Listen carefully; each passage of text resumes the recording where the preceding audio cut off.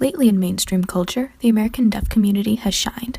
From celebrity presences to entertainment industries producing deaf-centric media to advertisements, deaf culture is more visible in America than ever. And with the visibility of deaf culture, an essential part has been brought into the spotlight, American Sign Language, or ASL. However, most hearing people have no idea how radical the use of ASL is today. In fact, the term American Sign Language was only coined as recently as 1965. Of course, the use of signs by the deaf has existed since the dawn of humanity, but the recognition of its validity as a language was a truly remarkable achievement made by a truly remarkable man.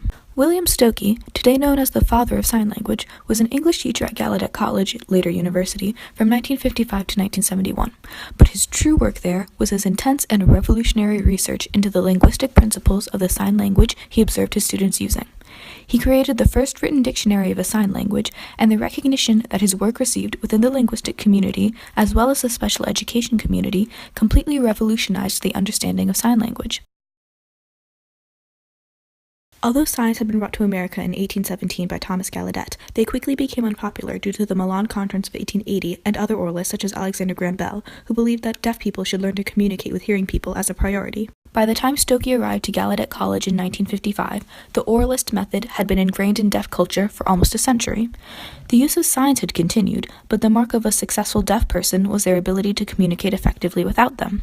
Obviously, to Stokoe at least, this system in place was a flawed one. Bill was recognizing that the students were not getting a good education at Gallaudet, and he was further recognizing that no one with whom he was working, anyway, a lot of the professors never perceived it as being their fault or their problem. They simply never made the connection between inability to understand the language. When Bill arrived there, the dominant paradigm was to make the students as quote-unquote normal as possible. Stokoe recognized that there was a serious, unaddressed language barrier between the professors and their students. And so Bill kind of stepped into this and began to realize that he was one of those teachers, that not much was happening in his classrooms.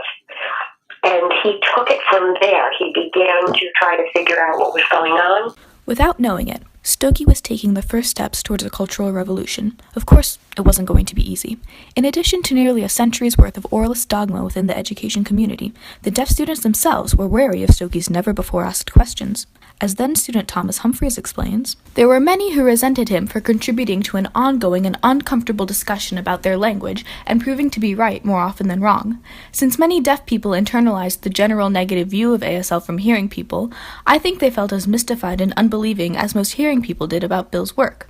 Many deaf people attained status and what passed for power for a deaf person by continuing to put down sign language in favor of signing and speaking English well, and they were very threatened by any English revelations that legitimized ASL. They tried to make Bill into some kind of crackpot to trivialize what he was doing. Many deaf students at Gallaudet wanted nothing to do with Dr. Stokoe and his crazy project, believing that it was impossible to analyze sign language. With this skepticism and prejudice surrounding even the most preliminary of Stokoe's research, why should anyone use sign language and why should anyone teach it? Years ago, Alexander Graham Bell proved that the severely hard of hearing, or so-called deaf, could learn to speak and understand spoken language and thus become useful and contributing members of society as a whole. Most would have given up. However, Stokoe continued, analyzing the signs he saw his students use with linguistic properties. And given Bill's deep passion for and interest in linguistics, Bill was able to make the connection. These are not signs. This is not a below par form of communicating. He began to become fascinated by the complexity of the way the students were communicating with each other. In 1960, he published his findings. Sign language structure was the first linguistic research ever published about sign language. Despite this, there was very little positive reaction from anyone. In fact, both he and his work were extremely unpopular. Stokoe himself remarked on the hostile reactions to his primary research, saying that publication in 1960 brought a curious local reaction. If the reception of the first linguistic study of a sign language of the deaf community was chilly at Gallaudet, it was cryogenic in a large part of special education, at that time a closed corporation as hostile to sign language as it was ignorant of linguistics. I'm going to use a few words here. It began to annoy some people. he began to make some people uncomfortable. He was being perceived as rocking the boat, and that's when people began attacking him and saying, "You are not a linguist. Your degree is not in linguistics. You're a junior faculty member in the English department. How dare you think you can use funding? How dare you think you can apply for grants? How dare you think you can start a lab? And horror of horrors, how dare you communicate with our students who are deaf and treat them as equals, treat them as experts in their language?" But that's exactly what Stokoe did. Within months of Sign Language Studies' publication, the National Science Foundation awarded Stokoe a grant of $22,000, equivalent to over $170,000 today, to continue his analysis of the sign language of the deaf in the United States and investigate the sentence patterns and the dialect differences of the language. Stokoe knew that to continue his research, he would need to record and document signs in a way that no one ever had before.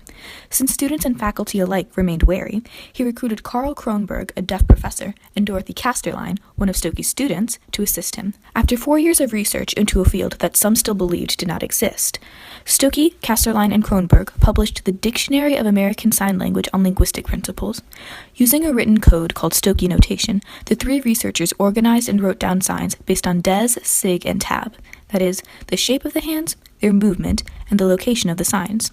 This was the first time the phrase American Sign Language was formally used, having been coined by the three during their research. So he gives it a name, and suddenly, nationally and internationally, linguists are coming and saying, "Please speak at our conference, please write a paper for our journal.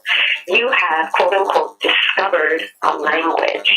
But the dictionary's international fame wasn't the only way that it was revolutionary. As linguist Ursula Bellugi said in 1979, "The Dictionary of American Sign Language was significant in two ways.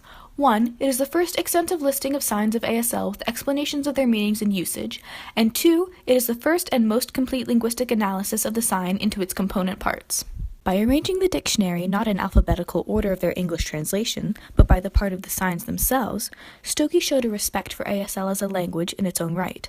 With this worldwide recognition and acceptance of ASL as a language, then the next logical step was, if I've discovered a language, then the people who are using this language need to be recognized as owning a language of their own.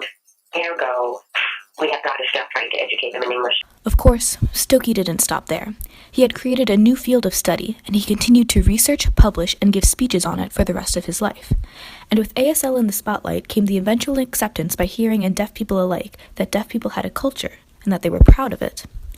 Throughout his long career, he never backed down from his core belief that sign language and fingerspelling should be used to teach deaf students, for only this simultaneous method of communication can reach students from every kind of methodological preparation.